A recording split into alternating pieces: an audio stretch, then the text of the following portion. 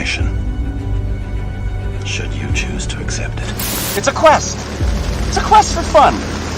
Well, The Rock says, why don't we just cut right to the chase? Okay, now he wants to get together. Well, he wants to talk. I want you to do me a favor. I want you to tell all your friends about me. It's showtime, folks! What are you? I'm...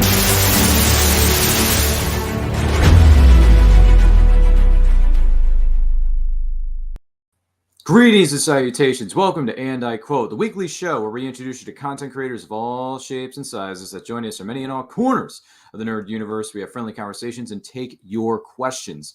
I am your host, Ryan of Nerd Culture, and our guest this week is editor and writer of Flinch Books. Please welcome John C. Bruening to the show. John, welcome. How are you, kind sir?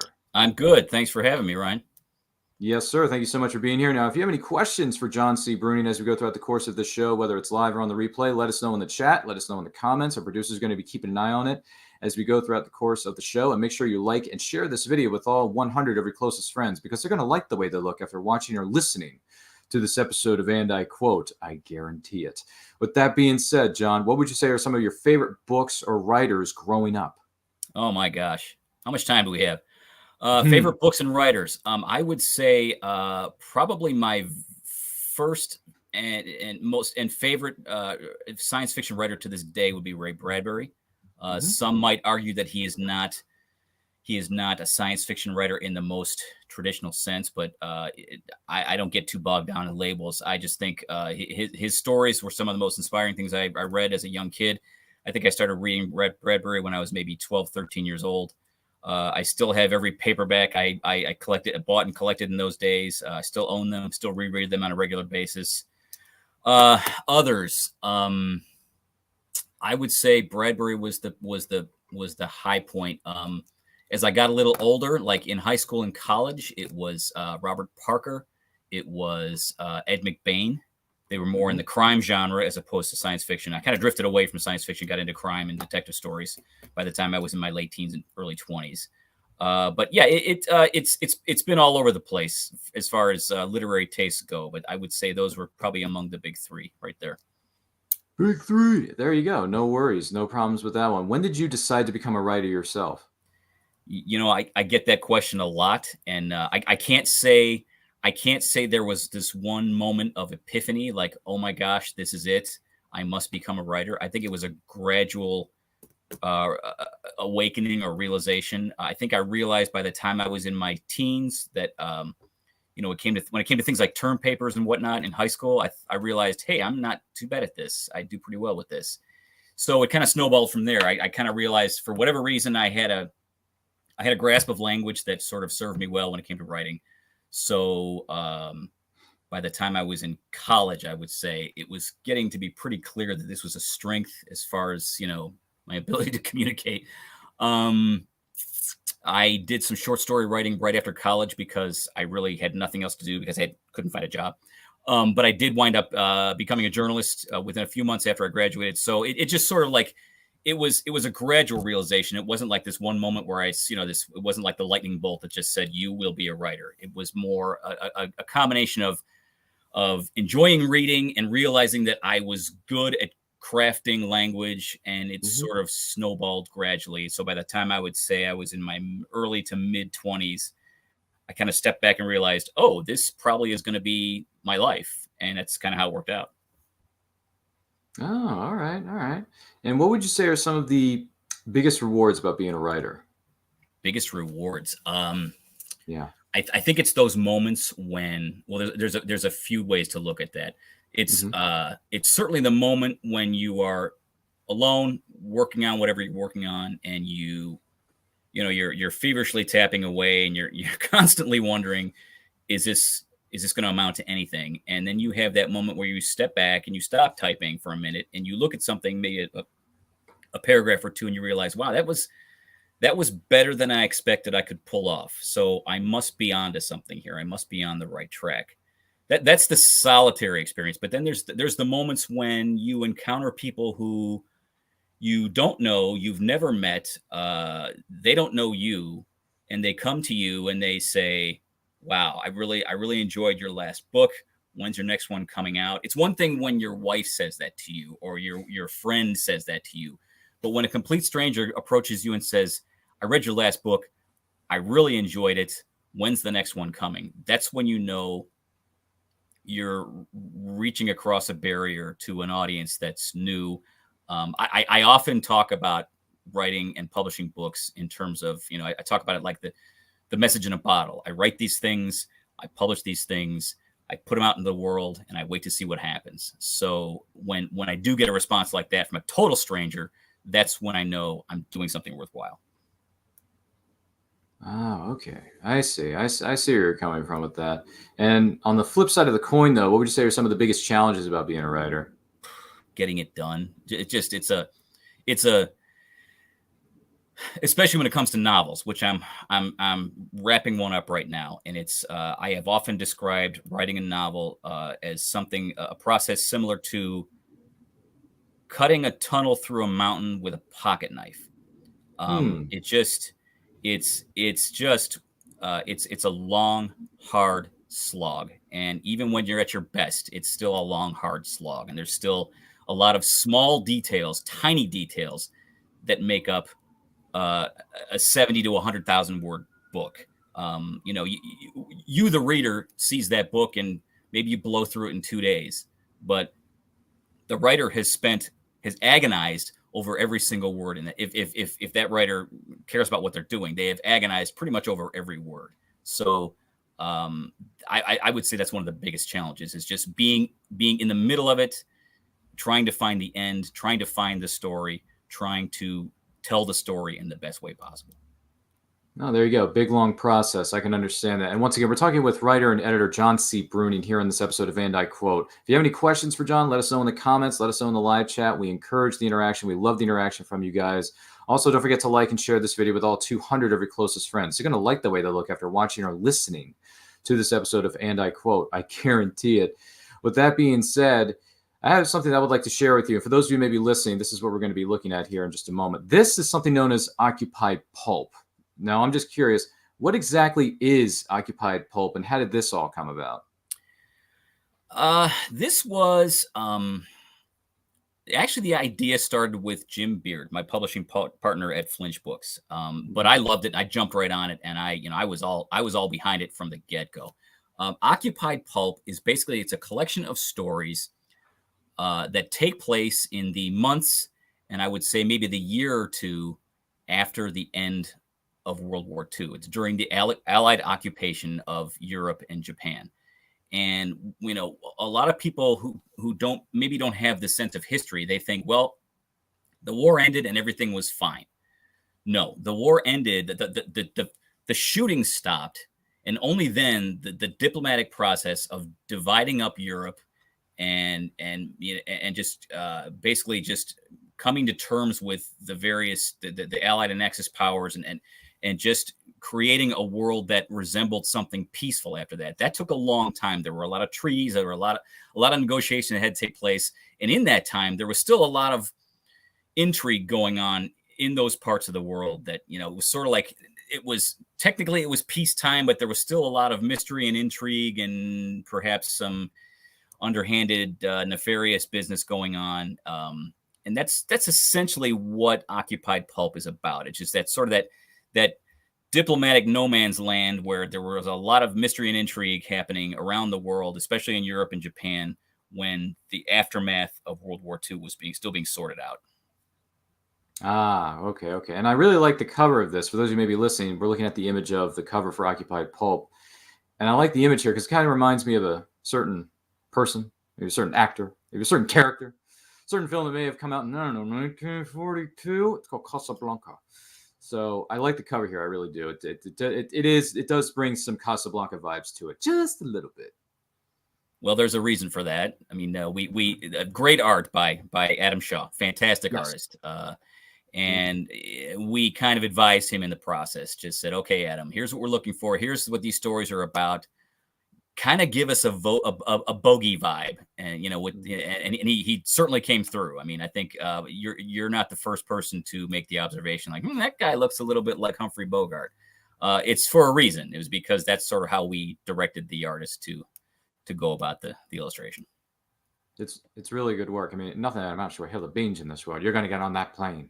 So sorry, I got the film on the brain now. So thanks, guys. I'm probably going to have that in the back of my mind for the remainder of this particular day. But with that being said, something known as Flinch Books. What exactly is Flinch Books, and how did that all start? Flinch Books. What it is and how did it start? Flinch Books is a small, very small press, independent publishing venture that was started 7 years ago by my partner Jim Beard, who is in the Toledo area, Toledo, Ohio, and myself, who I'm in Cleveland. We are running a business from about, what is that? About 120 miles apart, but so far we're making it work. The idea is, or was, or is to publish pulp fiction publish stories in the tradition of vintage pulp fiction, but with our own particular spin on it. We try to bring a level of sophistication to it, both in terms of the stories themselves, the way we present them, as you just saw on the cover. It's our own take on pulp fiction. We try to bring a 21st sensibility to a very 20th century literary form. But that was what, 7 years ago, beginning of 2015. I think we announced that we were launching this venture. We are, I think, 11 and soon to be 12 books in, which is probably not a lot of books for a 7-year period, but we aim for quality over quantity. So we take a lot of pride in the books that we do publish. We may not publish 4 or 5 books a year, but the books we do publish, we put a lot of time into, a lot of effort, a lot of energy, and we have a lot of pride in what we've done so far. So that's essentially what Flinch Books is. I respect that. You got a team of people, but you take your time and try to put out the best story possible rather than just trying to shove, another 30 books into the marketplace, because they may or may not turn out good. Because as a wise person once said, you can't rush art. It takes Absolutely. time. Well, and you say team. Team is sort of the word team is kind of there's 2 of us, and we work with a graphic designer here in Cleveland who does fantastic work. And that's about the extent of the team, quote unquote. I'd like to think it'd be nice to say we've got 6 or 8 or 10 people, but it's more like 2 plus an associate who we just work with on a for hire basis, and we get it done. It's we all have full-time jobs, but we get it done. Oh, much respect. I know when I said team, people probably thinking, oh, they probably got like 10 or 12 people. I didn't mean to overstate. I didn't mean to overestimate the numbers, but it's good to know, hey, it is an important operation. It may be a small operation, but you care about it very much so, and you take your time with the work. Absolutely. So yes. That's understandable. And I think it shows in the end. I think when you look at our books, both in terms of the interior formatting and the covers, I think it shows that we take our time. We want to do it right. We want to put a good product on the market. We don't want to be slapdash. We want to look like professionals as opposed to people who just slam it together and get it out and hope to sell books. Fair point. And something else I'd like to share with you. This is a series that is still ongoing. This is called The Midnight Guardian. This is for those of you who are listening, we're looking at an image of The Midnight Guardian, Hour of Darkness. So who is The Midnight Guardian, and how did this story particularly come about? Nobody knows who he is, Ryan. He's like the shadow. He's like I've often described him. I've often described this series as a cross between the Green Hornet and the Untouchables. But it's the gist. The premise is basically he is by day he is an assistant district attorney in a fictional town called Union City. Which is based on New York, based on Chicago, and yes, based on Cleveland, Ohio, because that's the city I know best. He, through a series of almost accidental events, he acquires a piece of technology, which is what you see him wearing on his head and his face, that essentially it enhances his mental his mental capabilities, his reflexes. It enhances his senses to a point where he can operate, move, think, and maneuver at levels that are more than human. So he is in some sense, he's just a guy out there doing the vigilante thing, but he also works with a level of enhancement that put him above just another guy out there doing the vigilante thing. The series takes place, currently it's taking place in the 1930s. We're getting towards the end of the 1930s, and we're creeping towards the war years, World War II years. But that's still we're only 2 books in, soon to be 3. But we are making our way towards World War II and all that implies. Oh, excellent. Yes. And what does the future hold for the Midnight Guardian series? Well, funny you should ask, Ryan, because I am currently working on book 3. I'm currently frantically scrambling to finish book 3 in time for the end of the year. It takes place, the story takes place at Christmas time of 1938. And the title, which I have not yet publicly announced until this moment, the title of the book will be God and Sinners, which is a riff on the well-known Christmas carol, Hark the Herald Angels Sing. It's the story of a young boy is kidnapped just a week before Christmas. And not only the Guardian, but also everyone else in town, everyone else in Union City must sort of come together and combine forces to do what they can to help find this missing boy in time for Christmas Eve. That's really all I can say. I don't want to give away too much, but I'd like to think that in addition to being a story of action and adventure, it's also a story of redemption and hope to some degree, which are common themes at that time of year. We learn a little bit more about each of the characters that we've met already to this point. We learn a little bit more about each of them and how they interact and what the relationship is with each of them. So again, in addition to all the action and adventure, there's also, we get a little bit deeper into who these people are in this story. You heard it here, folks. And I quote exclusive right here from John C. Bruening, writer and editor here on this episode of And I Quote. Make sure you like and share this video with all 400 of your closest friends. They're going to like the way they look after watching or listening to this episode of And I Quote. I guarantee it. Congratulations to you, John, on that. Look forward to seeing what comes next and reading all these great adventures featuring the character known as the Midnight Guardian. It sounds cool. And by the way, when you mentioned that character a moment ago, if you don't mind me saying so, the Shadow, it's one of my all-time favorite characters. Sure. Yeah. I think he's based on a lot of characters, actually, a lot of well-known pulp characters. Certainly the Shadow to some degree. I think Doc Savage to some degree. Your viewers may be less familiar with a character called Spy Smasher, who was in a cliffhanger serial that was produced in 1942, same year as Casablanca. If you look closely at that cover image you just posted, if you look closely at some images from that serial from 1942, you'll see some very definite similarities between the two characters. It was a very well-crafted serial for its time. One of Republic's best, as far as I'm concerned. Probably my favorite of all time in that genre. I've watched it a number of times, and I've really found it to be this is when I started writing this series, I thought this is the kind of guy I'm going for. This sort of like, swashbuckling, slightly reckless, but quite daring and heroic figure, and that's kind of what I was going for when I started that series. My goodness gracious. I'm enjoying this. This is great stuff. Well, congratulations. Look forward to seeing what happens next with Midnight Guardian and everything else you and Jim Beard and your associate over there at flinchbooks.com. Because after hearing all about this, there's really only one way to express our feelings about that, and it's simply this. Yes! That's awesome! I don't have the mullet, but yeah, that's otherwise, yes. That's I'm working on the mullet. It's okay. That's just how we feel about all this great news that you're sharing with us here on Quote. It's all good. It's fine. Don't worry about the whole mullet thing. I'm having a little bit of trouble with that myself. But listen, that's neither here nor there. The important thing is for you to we'll throw this one at you. Any special memories for you from being at conventions or other events, whether you are there as a vendor selling your books or whether you are there as an attendee? Yes.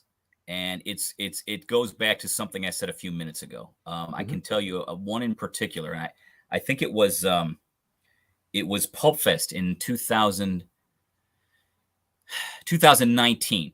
We had just released the second Midnight Guardian book. It had just come out, I think, probably a month before, and it was very much an experience like I just described. I'm sitting at the table I was by myself at the time. Jim was not with me that year. And a guy walks up and he picks up the new book.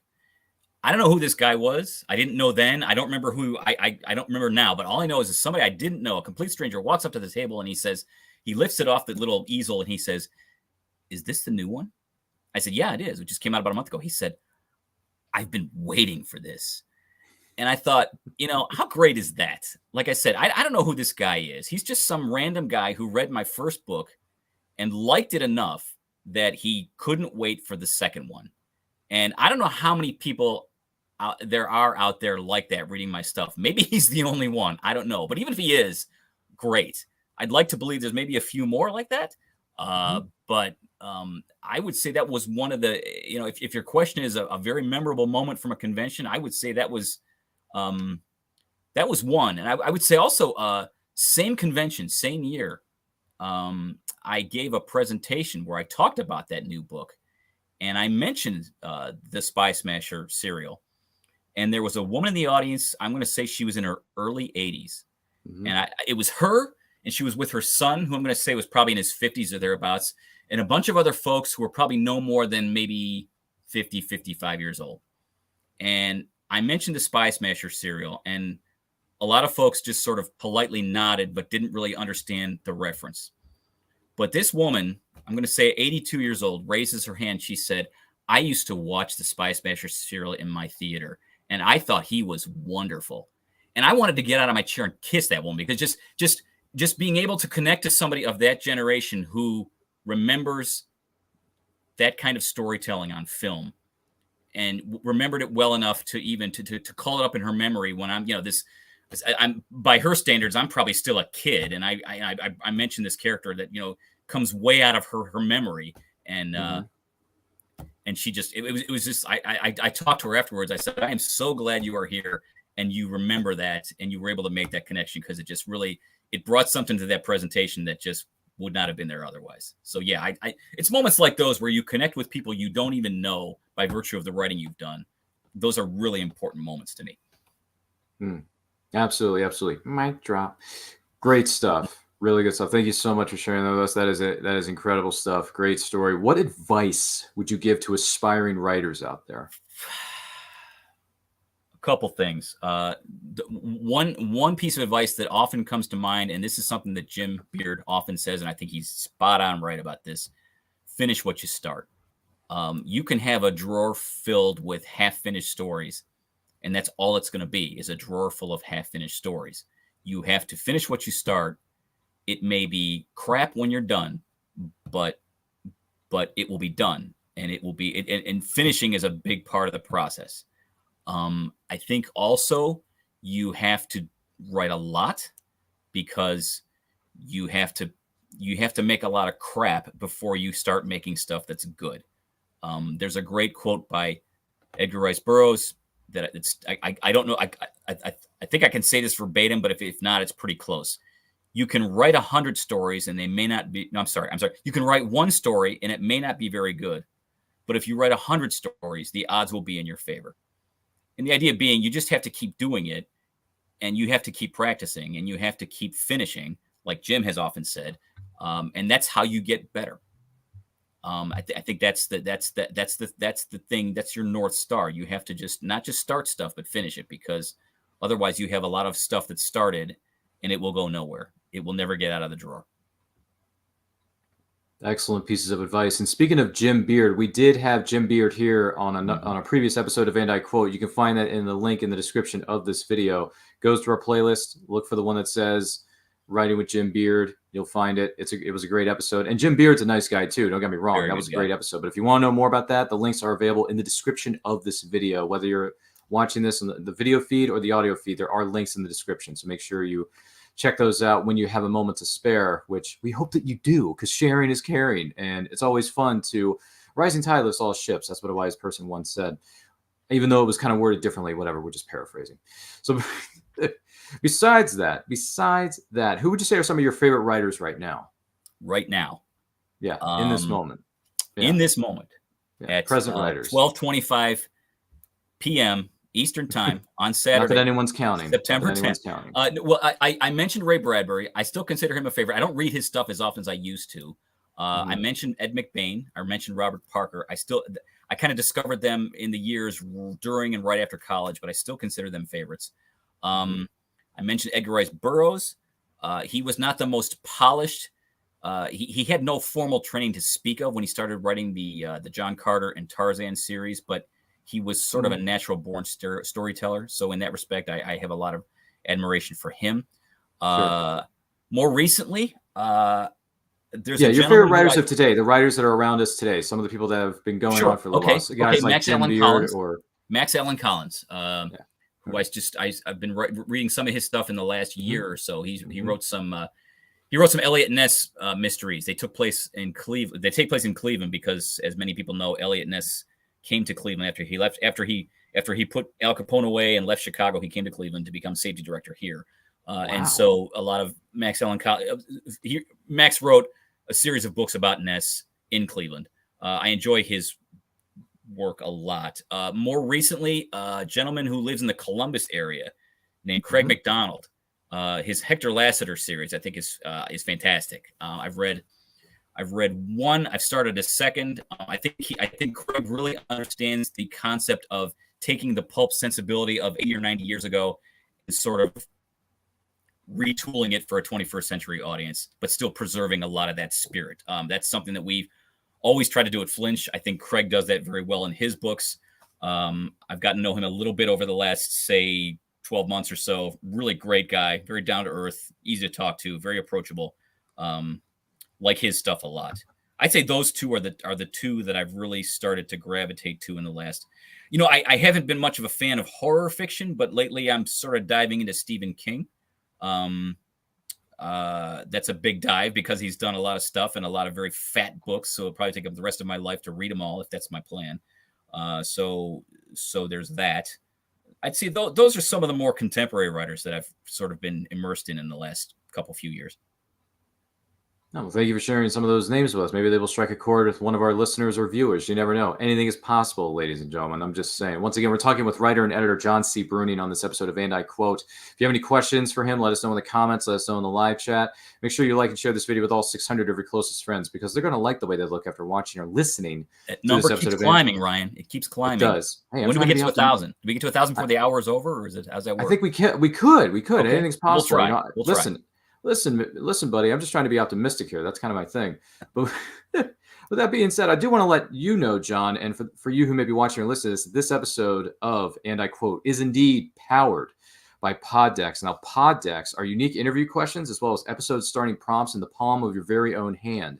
So whether you are a new podcaster or existing broadcaster, you're looking to grow your audience or get more engagement, you're going to want to check out poddex.com. Make sure you use the code Ryan10, that's Ryan10, RYAN10, Ryan10 for 10% off your first order. You're not going to miss out on that opportunity. Once again, it is indeed powered by Poddex. So with that being said, John, do you put up a boundary in any area of your life to keep people out? Boy, that's a good question. And it's a balancing act. It's a tightrope walk because if you're gonna write books and if you want to sell books, or I say sell it as a crass term, if you want to get your work into people's hands, you have to market, you have to promote, you have to self-promote. In order to do that, you kind of have to give up a little bit of privacy. You have to be on as many social media platforms as you feel comfortable with. And you kind of have to share bits of your life that you might not otherwise do. But if you want to bring people into your experience, you have to open some doors and you have to open yourself to maybe not quite the barriers or boundaries you're talking about. So what was your question? So do I feel comfortable with that? What is it? Do I feel like I have to, how did you frame that again? Because that was an hour ago. You asked me the question, so Yeah, no, it's fine. But the question that was on the table here from Poddex is: do you put up a boundary in any area of your life to keep people out? That was the question. You mean in terms of my writing, or just in general? Well, it's general, but you can answer it however you feel most comfortable. It's okay. I think it's safe to say that I tend to be on the private side. There are things I've been told I'm good at talking to just about anybody, which I consider that a virtue, a strength. But at the same time, I think there are things that I'm careful about sharing. There are things that I don't necessarily want to broadcast to the world. I have a family that I'm protective of. I have certain things about myself that I tend to just want to keep that to myself, because I think one is wise to protect certain aspects of themselves and keep the world from getting anywhere near that, just to have some control over the direction of your life. Yeah. Just starting to sound very philosophical, but yet that's sort of, okay. I hope that answers your question. Yes. No, it does. It does. And thank you so much for, answering it and being willing to do so. And once again, you can interpret these questions however you want, or if or however you want to go about it. But anyhow, next question, which is indeed powered by Poddex. Whom do you secretly envy? Wow. Anybody? Could be anybody. Okay. Let's see. I secretly envy anybody who can, if we're talking about books and writing, anybody who can crank out a book in a matter of months. I envy that person a lot. I tend to be kind of slower than I prefer, much slower than I prefer. I think that's probably the biggest envy I have right now is just, gosh, I wish I could just do this more quickly and be more productive in a specific frame of time. But I also have a full-time job. As I said before, I have a wife. I have 2 kids who are off to college now, but still they are very much a priority for me. I have a home. I have a lawn that needs to be cut. I have, errands that need to be run, etc. So, I guess I envy people who have the time to be more productive when it comes to crafting stories. There you go. Fair enough. Would you rather have a cool boss and learn nothing, or a strict boss who you learn from? I've had both. Okay. That's a good question. I mean, I guess the ideal would be a cool boss that I learn from, but that's not what you're asking me. I think I'm at a point in my career, such as it is, that I'm kind of done with the overbearing, strict boss. I don't want to speak disparagingly of my current boss. She's a fantastic person, but she's also very she's easygoing, but she also goes to bat for me when I need her to. But I think I'm past the point of working under a very strict, overbearing boss. I think you reach a point where you realize, oh, I'm like one of the oldest people, if not the oldest person in the room. So I don't want to be, answering to somebody maybe like half my age or, 20 years younger than me, being sort of overbearing and strict and demanding. And I know what I need to do. I know what I can do. I will do it. So I guess that's the best answer I can give you, which is it's not okay. Sure it's quite the answer you're looking for, but yes. It's all good. You interpret and answer these questions as best as you can, however you want to go about it. Was there something that you asked for repeatedly as a child, but you were always told no? Yes. Yes. That's getting into a weird area. I had musical aspirations when I was a young kid. I wouldn't say a child. I was probably like 15 or 16. So I was into my teens, approaching something resembling adulthood. Really wanted an electric guitar. But my parents were not too keen on the whole idea. So I had to sort of go out and find one and buy one myself on my own. It was not well received when I brought it into the house, but it's the classic story of the young kid who wants to be a rock star and his parents. You gotta start a garage band, bro. What's that? Yeah. We want to start a garage band and move to the Pretty big much. time. That was the plan, and I eventually did. I played in a couple of bar bands when I was in my late teens and early 20s, but really, yeah, I just had to sort of go out and do it because it wasn't, there was no one there to push me. So if I wanted to get it done, I had to go and do it myself, which I did.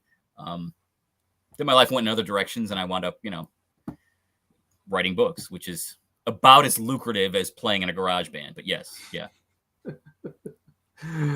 Oh my goodness gracious. We are really digging these answers to these questions. Once again, these questions are powered by Poddex. So when you are feeling under the weather, when you're not feeling well, what makes you feel better?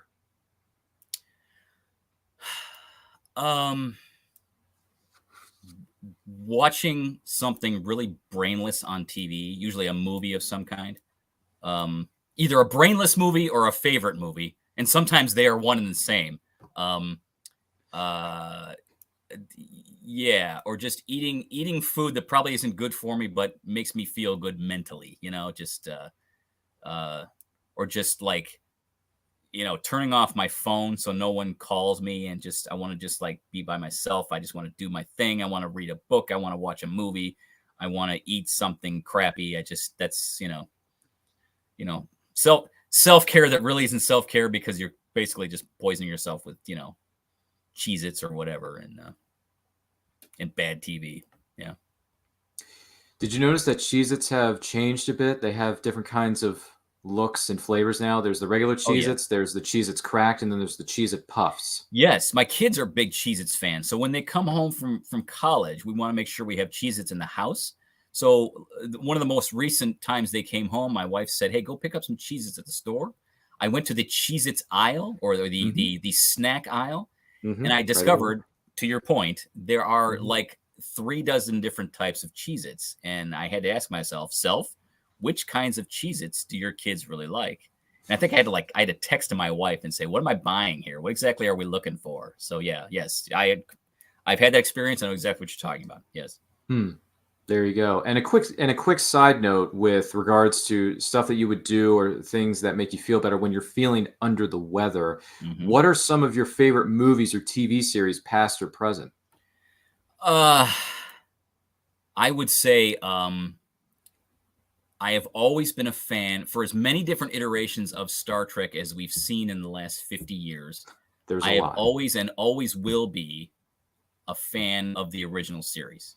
That was where it all began. That was the place where Gene Roddenberry, he did a lot with a little. He had his budget was not what he would like it to have been.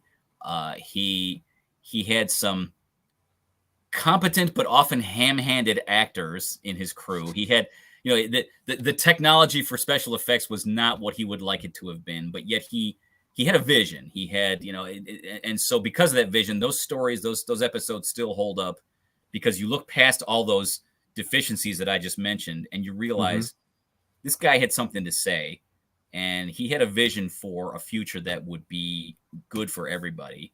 And so there's still a lot to admire about those episodes, in spite of the limitations of the time. So that's a favorite. Movies. That's a wide open question. I'm all over the place. I like a lot of noir. I like a lot of B movies. If a 1950s Universal sci-fi B movie is exactly what I'm talking about when you had your question about being under the weather. It's like, something brainless, like, Earth versus the Flying Saucers, or with Hugh Marlowe, and with those great sequences by Ray Harryhausen. Certainly The Day the Earth Stood Still, which is not really a B movie. In my estimation, it's a very, very good film. Michael Rennie and Patricia Neal. Okay. You mentioned Casablanca. That's certainly that's a classic. I have a special place in my heart for vintage film, classic film. Sure. 1930s, 1940s. The Maltese Falcon, maybe? Certainly, yes. Bogart, the Maltese Falcon, The Thin Man. A movie that's actually very hard to understand if you really take it apart and look at it, because the book itself was hard to understand. A great story about that. The team, the screenwriting team that was assigned to adapt the Raymond Chandler's book to film was struggling with how do we, there were some loose ends in the plot, and they couldn't figure out who killed the chauffeur, who killed the damn chauffeur. And finally, one of the screenwriters just called Chandler and said, "Listen, we've taken this book apart page by page, and we can't figure out who killed the chauffeur." And Chandler said, "I don't know either. So, like, you know, if the That movie's doesn't hard help. to follow in some places, it's only because the book was too. But the atmosphere, the nuance, the ambiance of that movie is so good that it almost doesn't matter that there are plot holes, because it's Bogart, it's noir, it's, you know, it's Raymond Chandler, it's The Big Sleep. Gotta love it. Yeah. Fair enough. There you go. Some titles that the person who may be watching or listening to this, you may want to check out. We're just throwing them out there as Absolutely. examples, or for instance, maybe you would check out this, maybe you would check out that, because Lord knows there's a lot of classic films back then, man. Whew, so many.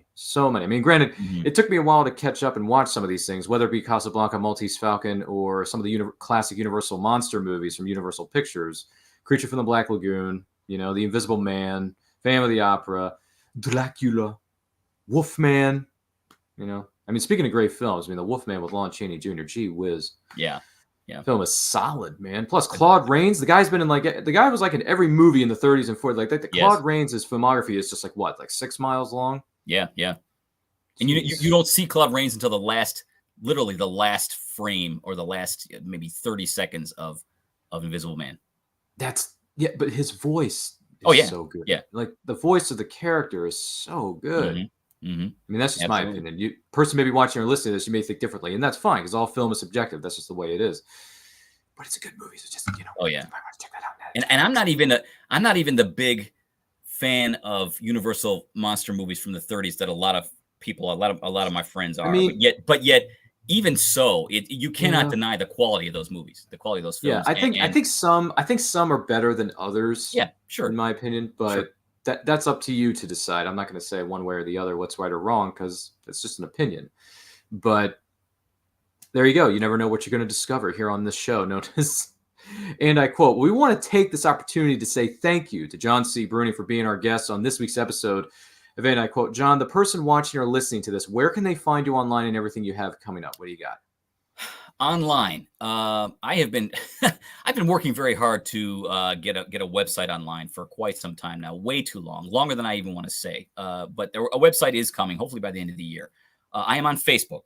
I am on Twitter at JC Bruening. I am on Instagram at JC Bruening. So you can find me for the time being. You can find me there. If the website is coming, it's coming soon, hopefully in the next couple months. We also, Flinch Book also has a page on Facebook that you can find us there as well. You get updates on what we're working on, what's coming, what's in the pipeline. You can find out a lot there as well. So those are probably the places you're most likely to find me online. There you go. Thank you very much, kind sir. And the links are located within the description of this video. So make sure you check that out and follow John C. Bruening on social media, everything he has coming up. John, thank you so much for being with us. I will be with you in just a moment. My name is Ryan of Nerd Culture. You can follow me on Twitter and Instagram at RyanRPM5, as it says here on my name tag here on the screen. Links are also located within the description of this video. And I quote us on Saturdays, 12 p.m. Eastern time. So make sure you tune in for those episodes. We got a lot more guests to round out the year. And then we got a great group of guests for next year of 2023. Also, I want to let you know that make sure you check out our very good friends over there at theradbear.com. If you're looking for the best nerd swag in the business in the world today, best in the world, go to theradbear.com. Use that promo code Ryan10. That is RYAN10, Ryan10, for 10% off your order. You want something from your favorite anime properties? They are there. If you want something from your favorite films of the 1980s, they are there. Want something from the 1990s featuring the Power Rangers? It's there. It's Morphin time. I'm just saying. As a 90s kid, it's pretty cool to still say that 30 years later. I'm just saying. With that being said, also our next movie watch-along anniversary is coming up. It'll be on Sunday night, September the 18th, 2022. We are celebrating the 30th anniversary of Captain Ron. Captain Ron with Kurt Russell and Martin Short, an underrated comedy gem of the 1990s, turns 30. I know, it's crazy, John, how time flies when you're having fun. But Captain Ron is going to be turning 30. We're going to celebrate on Sunday night, September the 18th, 2022 at 8 p.m. EST on Facebook and YouTube at It's Nerd Culture. So make sure you like, comment, share, subscribe, smash that notification bell, do all that stuff. And also a great event coming up in the month of January 2023. It is the Multiverse Fundraiser. It is a virtual convention that is free to attend from the comfort of your own home, presented by back of the cereal box. All the money and the proceeds are going to be donated to the John Ritter Foundation. That's why we are calling this the Ritter Rally. The Ritter Rally in celebration of the memory of the late, great John Ritter. It's going to be on January 20th through the 22nd of 2023 on social media. It's going to be on YouTube. If you want more information, please go to www.themultiversefundraiser.com. We're going to have special celebrity guests. We're going to have some panels. We're going to have some raffles and special prizes that are going to be given away. And like I said, money's going to a good cause. So make sure you tune in for that, the Multiverse Fundraiser. Follow us, or follow them, I should say, excuse me. Follow them on all forms of social media so you can keep up with that. That being said, once again, thank you so much for tuning in to this episode of And I Quote. Whether you're watching this or whether you're listening to this, thank you so much. We appreciate all of your support. Make sure you like, comment, share, subscribe, leave us a review, leave us comments on what you like about the show, maybe some things we could potentially improve about the show. Let us know. We want to hear from you. It's important, and we enjoy the interaction. We greatly appreciate all your support. We cannot do this without you. That is the honest truth. With that being said, stay healthy, stay strong, stay safe, and remember, life is better when reading. Take a look. Famous Faces and Funnies in Melbourne, Florida is leading the way in pop culture fun. From comic books and graphic novels to Funko Pops and collector's items, Famous Faces and Funnies has it all. Rick Shea and the professional team at Famous Faces and Funnies are friendly and knowledgeable. Whether you're looking for toys, props, collector treasures, or a new comic book, Famous Faces and Funnies is your one-stop shop. To find Famous Faces and Funnies on Facebook and Twitter, just type at FFF Comics.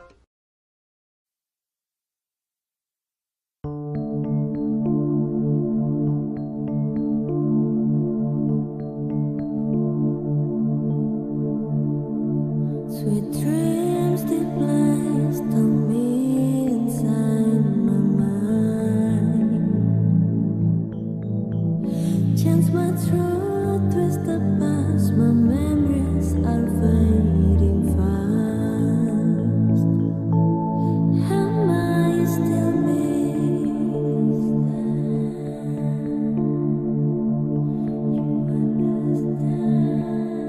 Who do you want me to be?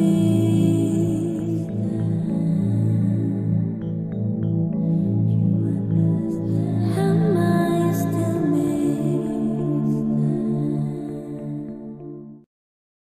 Join author Gary Zeiger for an animatic short film based on his breakaway Stingray novel series. Watch this animatic short based on the novel Stingray, You Can't Hide Forever at stingrayseries.com. In Stingray, You Can't Hide Forever, Captain Epsilon is putting the band back together to rescue his protege's little sister from the evil conglomerate, while keeping his state-of-the-art warship, Stingray, out of their hands. Watch as the adventure unfolds in the groundbreaking animatic short at stingrayseries.com. Then, join the crew of Stingray with the next novel in the series, Stingray Prophecy, where Captain Epsilon and Dr. Zubre are pivotal players in an ancient prophecy. Can they reunite the people of two worlds before they destroy each other?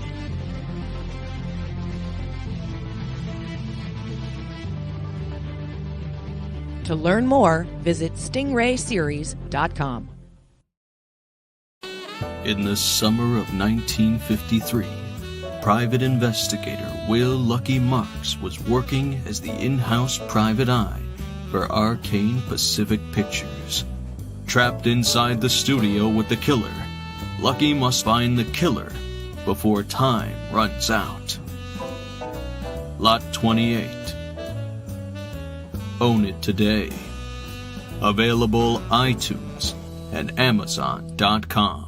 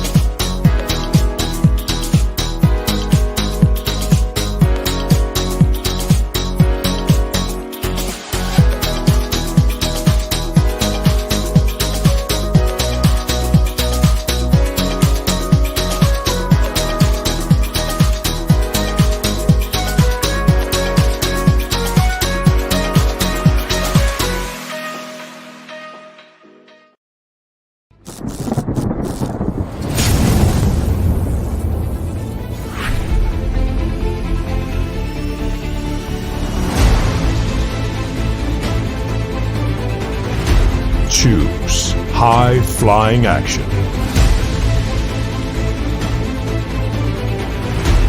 Choose death-defying escapes.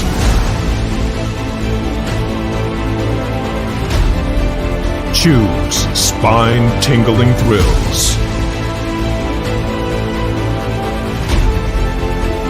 Choose nail-biting intrigue. Now's your chance to choose the adventure.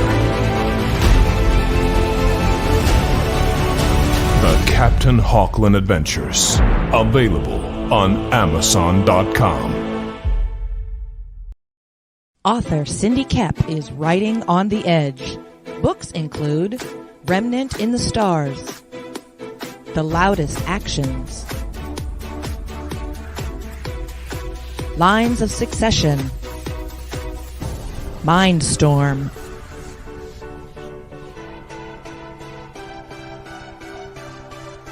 Condemned Courier, the Yerushalayim series, and Animal Eye. Find author Cindy Kep at CKOEPP.com today.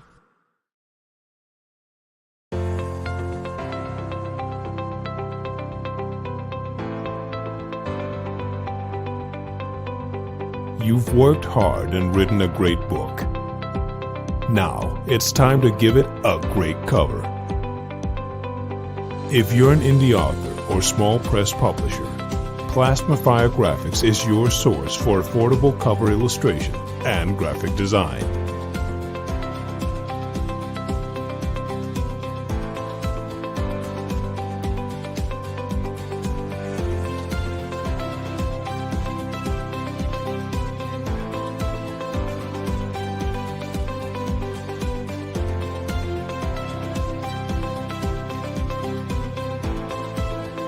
Plasmafire Graphics, when the look of your book matters to you.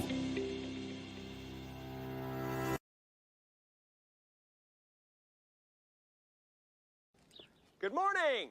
Oh, and in case I don't see you, good afternoon, good evening, and good night.